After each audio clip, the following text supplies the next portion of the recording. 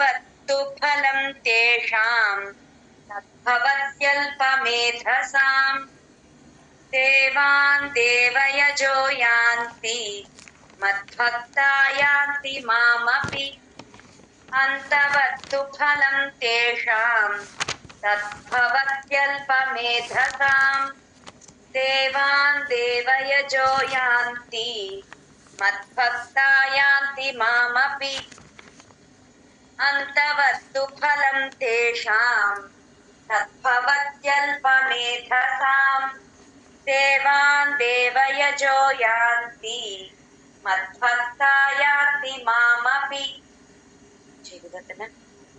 24th శ్లోక 24వ శ్లోకం. ఇది ఈ వీక్ లో ఇదే లాస్ట్ శ్లోక. ఇక్కడ చూడండి, ఇక్కడ వా కింద యావత్తులు 3 చోట్ల వస్తాయి. అవి కరెక్ట్ గా పలకాలి, జాయిన్ చేసుకోవాలన్నమాట ముందు అక్షరాలు.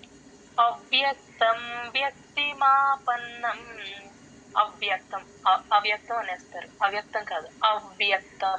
ఆకి వాని జాయిన్ చేసి అవ్ అన్నప్పుడు మీ పైన టీత్ కింద లిప్స్ మీదకి వస్తేనే ఆ అవ్ అనేది కరెక్ట్ గా స్ట్రెస్ కరెక్ట్ గా వినిపిస్తుంది. అవ్యక్తం అలా రావాలి. అలాగే వ్యక్తి, వ్యక్తి కూడా అంతే, వా కింద యావత్తు. వ్యక్తి మాపన్నం, వా కింద యావత్తు, కా కింద తావత్తు, రెండు వినిపించాలి. వ్యక్తి మాపన్నం, నా కింద నావత్తు.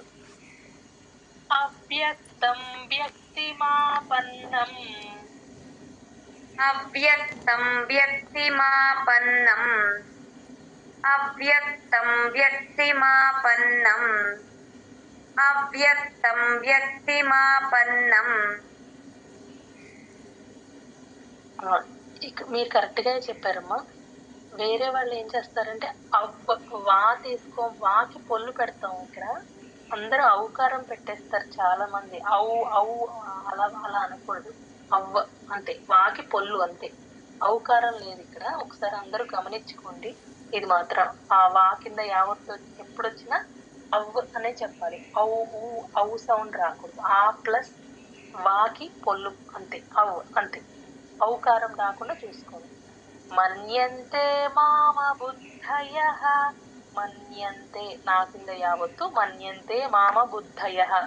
భూకి దాన్ని జాయిన్ చేయాలి, దా కింద డావత్తు, మహాప్రాణం రెండు ఉన్నాయి, గమనించండి. మన్యంతే మామ బుద్ధయః, మన్యంతే మామ బుద్ధయః, మన్యంతే మామ బుద్ధయః, మన్యంతే మామ బుద్ధయః. పరం భావమజానంతః, పరం భావ, భాకి మహాప్రాణం ఉంది ఇందులో, గమనించండి. పరం భావమజానంతః,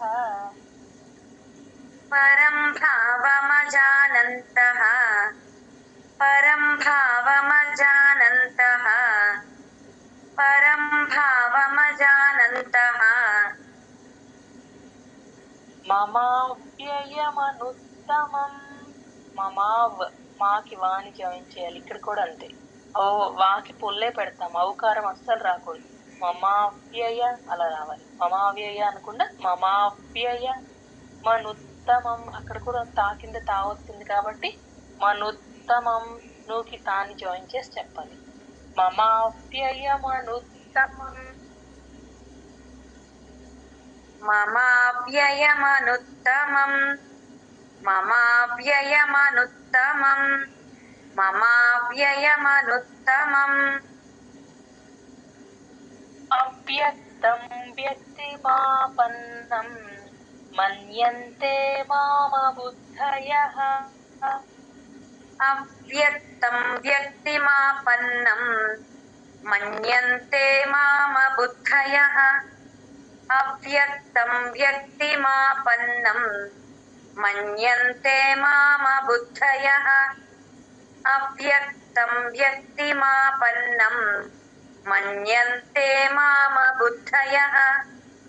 పరం భావమజానంతః,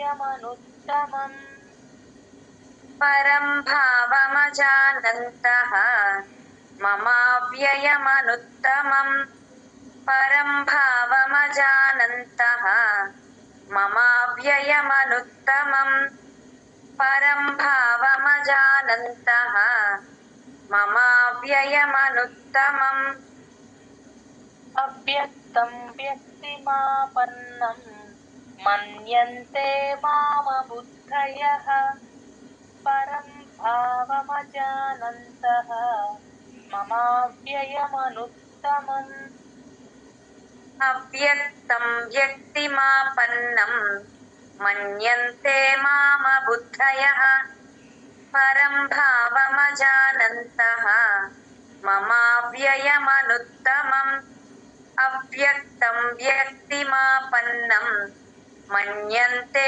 मामबुद्धयः परं भावमजानन्तः ममाव्ययमनुत्तमम्